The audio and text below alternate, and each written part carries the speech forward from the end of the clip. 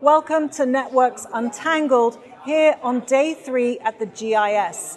Now this is our last check-in for 2026 from the Ask Research Cafe, where our analysts have been talking to clients for 3 days straight. Today we're talking AI and digital finance, and I'm joined by Daragh Maher, our head of digital assets research, and McDonald, our head of AI and data science.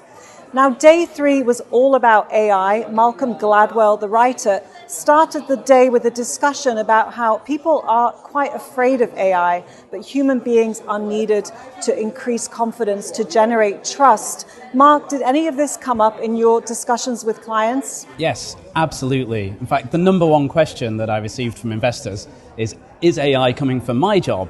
And of course, we think not. We think that actually you still need humans to be in charge of making critical decisions. So there's very much still a place for humans in the investment process.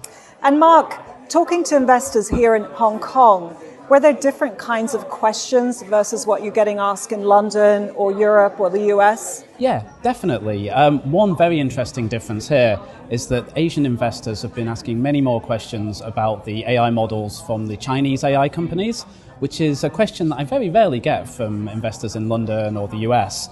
And obviously the Asian AI companies and the US AI companies are competing with very different strategies. So it's a very topical debate.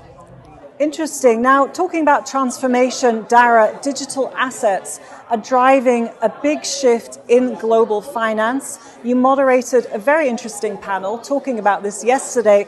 What are the takeaways for you?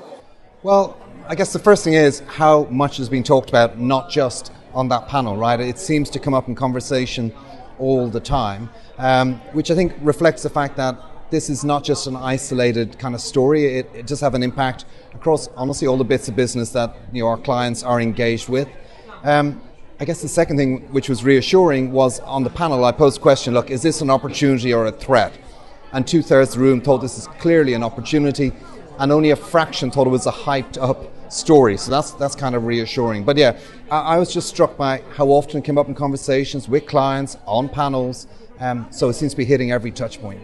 So you say opportunity, but isn't this a challenge for the financial industry? Sure, I think so. And some of the conversations have been cast along those lines. But I think it comes back to the earlier question, right? The one about trust. And I think what banks and if you like, the legacy banks, as they've been called at some points in this discussion, what they're going to rely upon is trust. The trust they have with customers, the history they have with customers, and then this really is just a technology that will enhance the outcome for clients. So I think on that basis, perfectly right to view it as an opportunity. Thank you, Daragh, and thank you, Mark. So it's a wrap here in the Ask Research Cafe. We do have more content coming your way, including a special edition of the Macro Brief podcast, hosted by Piers Butler. He'll be talking to Murat Olgun, our global head of macro strategy. So do check it out, and thank you for joining us.